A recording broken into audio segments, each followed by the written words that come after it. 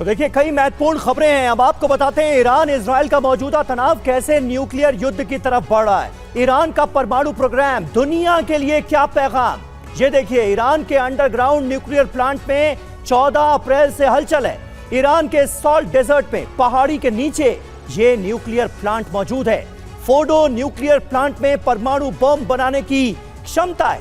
IAEA ने फरवरी में Iran के न्यूक्लियर प्लांट का दौरा भी किया था। सारी इंफॉर्मेशंस को, सारी खबरों को जोड़कर देखिए। ईरान की ये प्रमुख न्यूक्लियर साइट है अरक, इस्फहान, बुशहर, फोर्डो, नेतांस, और इस वक्त इन जगहों पर जबरदस्त हलचल देखने को मिल रही है। ईरान का दावा बहुत बड़ा है। ऐसे में कुछ सवाल हम आपके सामने रख रहे हैं। ईरानी एटमी हुंकार से जुड़े परमाणु ज्वाला क्या और भड़कती नजर आएगी आने वाले वक्त में? गाजा के बाद जंग के नए मोर्चे से न्यूक्लियर तबाही तो नहीं आ जाएगी? क्या इजराइल ईरान की एटमी जंग विश्व युद्ध में बदल जाएगी? परमाणु जंग छिड़ी तो क्या मुस्लिम देश ईरान का साथ देंगे? कुलकर्णी साहब, क्या लगता है? क्योंकि जाहिर है अमेरिका चुप तो नहीं बैठेगा। ईरान खुद को तैयार कर रहा है। अमेरिका और ईरान की अदावत के बारे में दुनिया जानती है। अमेरिका इजराइल के साथ है, यह भी हर किसी को पता है। कोई शक नहीं। सभी देखिए 16% इजराइल का जो मिलिट्री फंडिंग है वो अमेरिका देता है। उसके अलावा 100% उनके राष्ट्रपति ने कहा है कि वो इजराइल के पीछे खड़े मिलेंगे, इस पे कोई शक नहीं होना चाहिए। लेकिन ईरान के पास जो हरकतें हो रही हैं, और ईरान ने भी जिस तरीके से अपने आप को चीन के साथ, रशिया के साथ अपने संबंध बनाए हैं। अभी आपने देखा है किस प्रकार से ईरान के राष्ट्रपति पाकिस्तान गए हैं, क्योंकि पाकिस्तान में ईरान के बाद सबसे ज्यादा अगर शिया कम्युनिटी है तो वो पाकिस्तान है, उसके बाद हिंदुस्तान में है। तो किस प्रकार से ईरान अपने आप को पोजीशन करने की कोशिश कर रहा है रूस के साथ, जिसके साथ उसके साथ 20 साल की संधि है, चीन के साथ जिसके साथ 40 साल की संधि है, वो $100 बिलियन का है। पाकिस्तान में और कुलकर्णी साहब, आपको लगता है क्या पाकिस्तान का, क्योंकि आपने नाम लिया, क्या पाकिस्तान वाली स्ट्रैटेजी ईरान भी अपनाता हुआ नजर आ रहा है? खुद को परमाणु संपन्न भी बना लो और नॉन स्टेट एक्टर्स के जरिए एक तरह की छद्म वॉर भी लड़ो।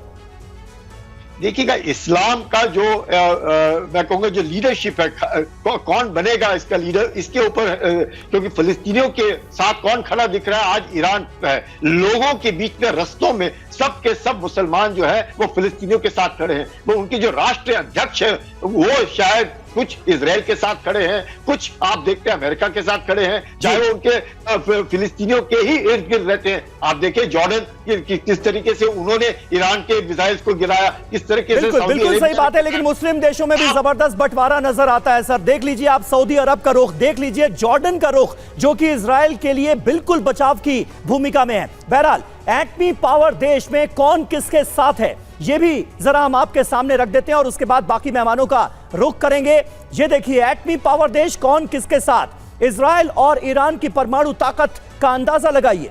90 एटमी हथियार इजराइल के पास मौजूद हैं। ईरान की बात करें तो 12 घंटे में परमाणु बम बनाने की क्षमता उसने हासिल कर ली है, ये दावे किए जा रहे हैं।